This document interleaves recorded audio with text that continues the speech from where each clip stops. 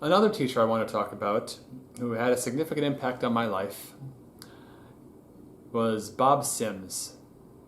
This was not a positive experience, and the man is still living and probably still teaching, goodness knows how, because from my own experience and talking with others, the man has not got a positive reputation. This is going to be a difficult video to make because there's some trauma here. And fuck me for unpacking. I met him in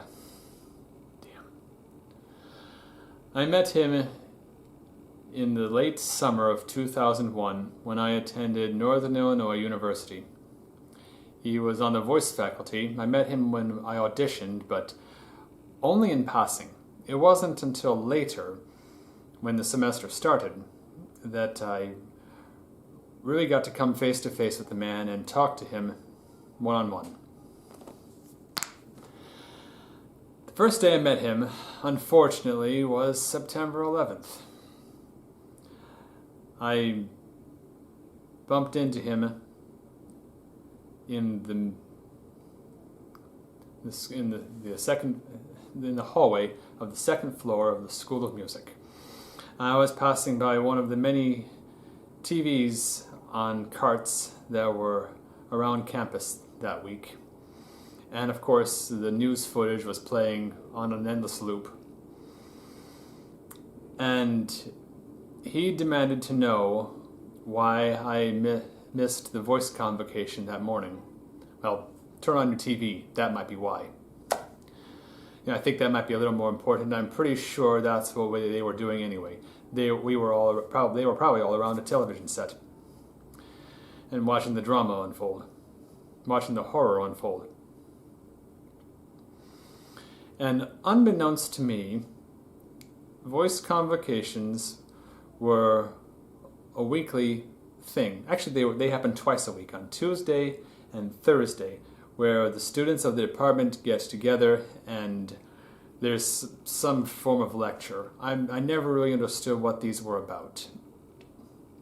But their activities varied so widely and made so little impact, I'm still wondering what the purpose of them was. It was also not a graded course. It had no credit hours.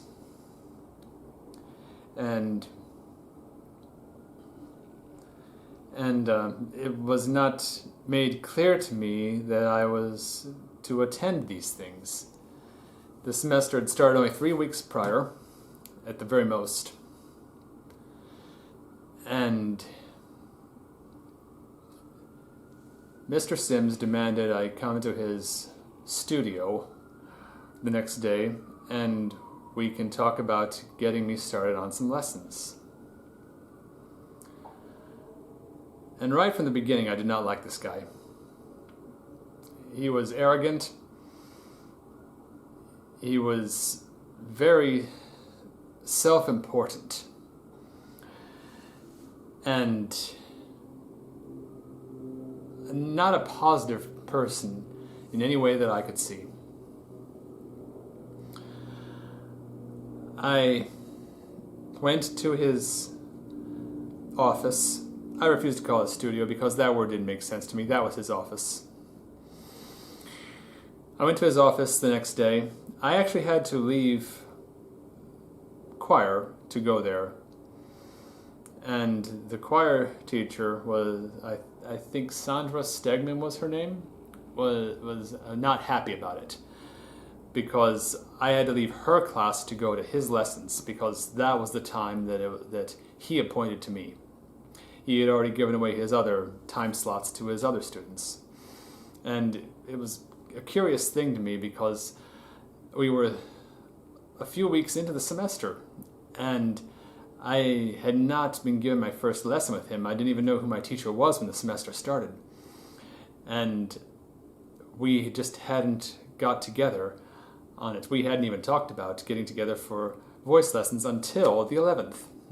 So that's one of the big red flags. that I saw straight away. We got to the lesson, and he wanted to talk. Mostly he wanted to talk about the previous day's events, and with it being on TV round the clock, and then we talked about it in classrooms. I heard it from my roommate, my poli-sci roommate, political science, I think. Yeah, political science roommate. I had heard it from my neighbors. I had heard it in oral skills. I had heard it in music theory. I had heard it at choir. I did not want to talk anymore. I was just exhausted from all the talking. And nobody had any information, nobody had any more information than anybody else. But teachers were talking to their students and diverting from their lesson plans. I just wanted to get to the lesson thing because we were already weeks behind. And I couldn't verbalize at the time that I didn't want to talk about it anymore. And right when I'm about to tell him so, a teacher I didn't know popped his head in the door and asked if he was interrupting anything. And Bob Sims looked at me and then back at his visitor, our visitor, and said, "Not a thing." And they went and did some unimportant task across the office at his computer, I think, and just left me sitting in the chair just waiting. And I'm thinking, this is my lesson time. And when the guest finally leaves, I'm right up front with Sims. I tell him, actually he was interrupting. This is my lesson time, and I think it was a little inconsiderate of you to do that. And he reacted like I just called him the N-word, put his pencil down on the piano like that. I'll have to do this with the frame, like that, and said, "I've decided you're not getting a lesson today." Like, I could have figured that out 5 minutes ago. In fact, I had figured that out 5 minutes ago. And he said, "I'd like you to leave. I don't like your attitude." It just, wow, that was completely inappropriate. And I picked up my bag and I said, I'm going to go to some other teacher because I can already see that you're going to be a problem. And by the way, I don't care for your attitude either. And I stewed over that for the next week. During our, well, not during, the next week, on Wednesday at 1:30, or maybe it was 2. No, it had to be 1 o'clock. It had to be 1 o'clock because I had to leave choir, and choir was at 12. I left choir, I went upstairs to his office and knocked on his door, and he was surprised to see me. He didn't think I was going to come back. But he invited me in. We talked, I groveled, I apologized, and I said I was willing to take his tutelage. And he actually said to me, "You don't get respect from me until you prove that you're a good student. And since you've missed all the other voice convocations, unless you do stellar work for the rest of the semester, you are going to get an F." That laid out the terms and told me that this was going to be a waste of my time. I'd never had voice lessons before, and in a university setting I was quite unprepared for how that went down. I also felt that the previous week and that incident was really his fault, and he was way out of line for doing that, and the way he reacted to it. And it wasn't my fault that I missed all those voice convocations. In fact, the lady voice teacher, Diane Reagans, caught me in the hallway during that following week, during the week between, and she had said that I needed to attend these things. She pointed to a schedule on a board. We had boards with notices all over that school for different things, and evidently I missed it. That was a lot I didn't know, a lot I was unprepared for, and I didn't know what to ask, and I didn't know where to look for things or who to ask, and with my lack of confidence, of course, that was the way it turned out.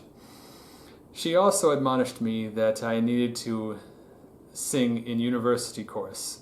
No, I needed to sing in concert chorus. I was enrolled in university chorus, and according to the catalog, I was supposed to pick one or the other for voice majors.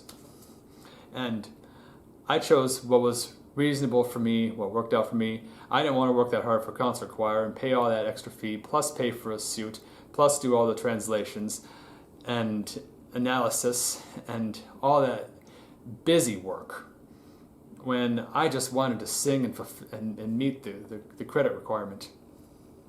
Plus, if there was an option, who wouldn't pick the easier one?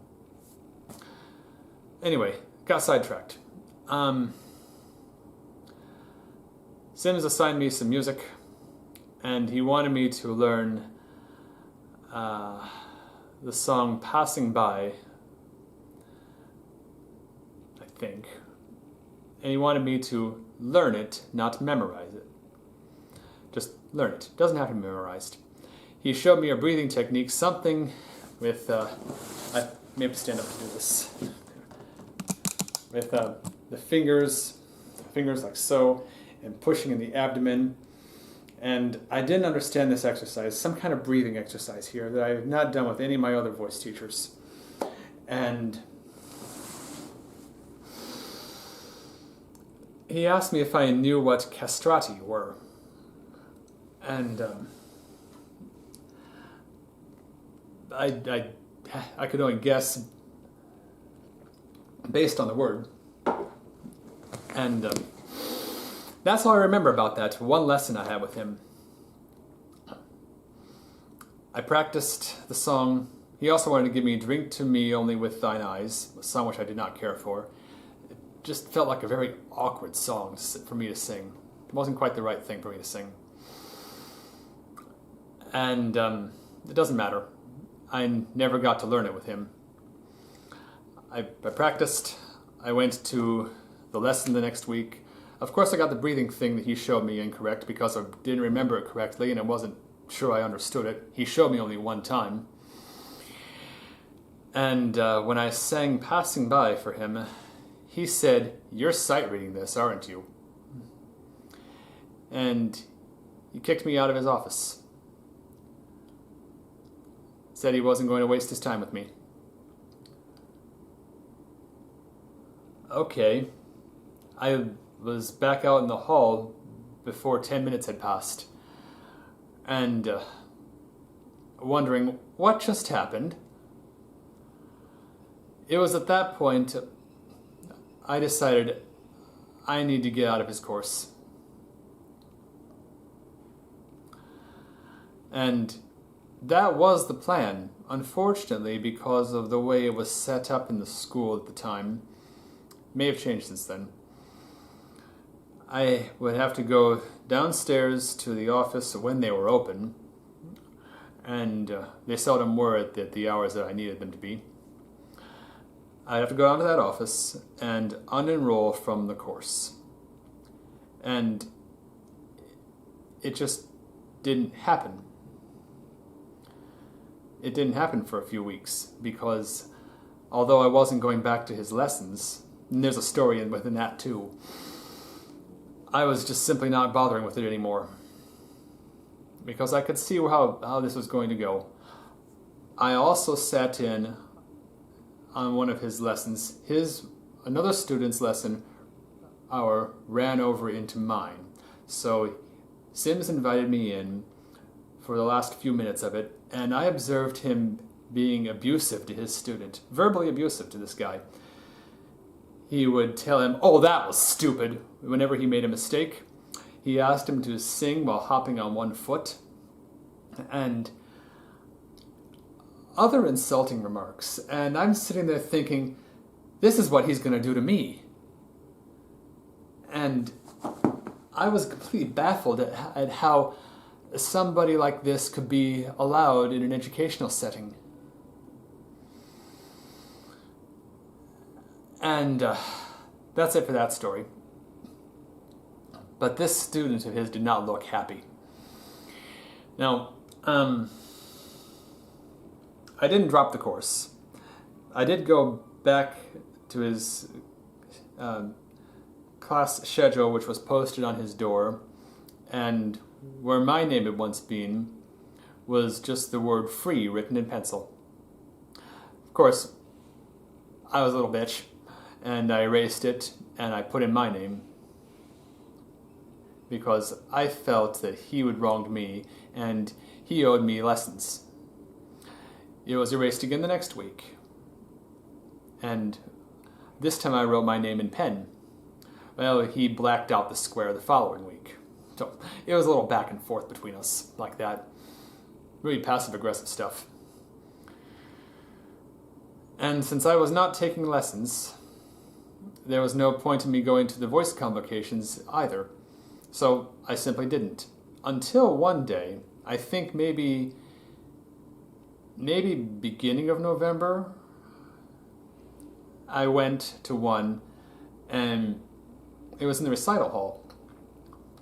And I went there, I quietly sat down, I was ready to learn, I was ready to listen, because although I wasn't taking lessons, I was still in the voice department, and I was to be reassigned the following semester. And he saw me there and promptly kicked me out. And he followed me all the way out of the recital hall and said, "You don't have to be here. All you have to do is drop the class." And I'm like, bitch, all you need to do is drop the attitude and all this bullshit.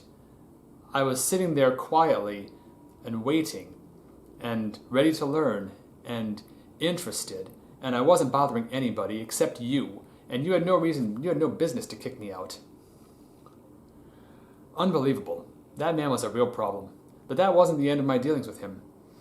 The next semester, I was assigned a different teacher, and that's a separate story for another video, which I may not make, because there's just too much there, and it would be way too long. But the next semester, I had a different teacher, and toward the end of the year, Sims held one of the voice convocations. In that second semester, I was going to all of them because I wasn't going to repeat myself. I wasn't going to make the same mistake with this different teacher, who did not grade me on my attendance at the voice convocations. And Sims was supposed to teach one of the classes. I was not happy to see him. In fact, whenever I saw him, I viewed him with hostility. I ignored him in the hallway when we passed each other, and I wouldn't have anything to do with him because I felt like he had wronged me. Like he took my money and provided exactly one lesson and then banned me from his office. So I was pretty upset about it because I was significantly behind, partly because of him and his attitude. And I remember he was giving out some papers. I remember he was giving out some papers for something, some exercise we were going to do. And I was not in a good mood that morning, so I just grabbed it from his hand when he came to me. And he said, is it my imagination, or did you just grab that from my hand? And I couldn't really answer him because I knew no matter what I'd said, whether I admitted it or lied about it, I would still be in trouble. And I chose the option of just not answering him because I didn't want to talk to this guy. And he said, "You know what? I don't like your attitude. Why don't you take your paper and leave?" And I'm like, why don't you take your paper and leave? We deserve a teacher who isn't a total bastard. And I left. And on the way out, he said, "I'm so glad you're not coming back next year." People like him were the reason I didn't want to come back, because I'd met too many like that. I remember I slammed the door and I called him an asshole, and I think I may have even kicked the door. And that was in front of my classmates. He was a real problem. There's no reason to talk to students like that, ever. You have no business doing that. And if I really did snatch it out of your hand and it was rude, That was the wrong way to handle it, and you don't say such remarks to students. You were lucky. If you're listening to this, Bob, you were lucky you didn't get punched in your face that morning. You're lucky. You have no idea how hard it was for me to not do that to you. I'm still very hurt by it, all these years later.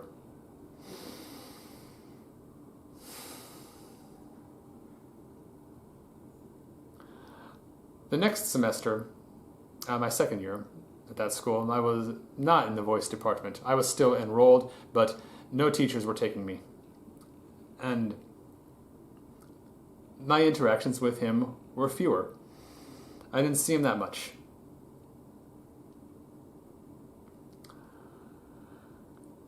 But it was not a fun experience. I heard unflattering things about him from other students, which may or may not be true. I saw him parodied in one of the school's comic strips. What else? There was going to be, years later, he was to sing as a guest performer in one of the concerts for Mendelssohn Chorale and Rockford Symphony. And when we were told that he was going to participate in that as a guest performer, I absolutely refused. Because I refused to participate in that. Because I didn't need that brought up. I didn't need those old emotions and angers brought up. And even though he was going to be on my turf, that would not be the time to put him in his place, because that would be in front of people I depended upon for my opera company's success, both audience and performers, and building a reputation. And I knew I wouldn't be able to control myself, so I chose not to participate. Hopefully, although I seriously doubt it, hopefully the man has changed his tune since then, but he had a significant impact on me, and not in a positive way. It was very traumatic. I didn't learn a damn thing, and actually there was one thing I learned, that I never should have gone to him for voice lessons in the first place. How some men can manage a profession for years and keep it up for as long as they do boggles my mind when they are such horrible people and they do underhanded things like that. They're disrespectful and abusive to students. Let's get something clear. I come to a teacher for lessons, not abuse. Nobody deserves that treatment, no matter how unsatisfactory they might be. Their lesson time is their lesson time, and it does not belong to somebody else, like people who just pop their heads in or allowing other students to sit in on their lessons and observe your behavior. You don't smart off to them. You don't kick them out of things from just sitting there.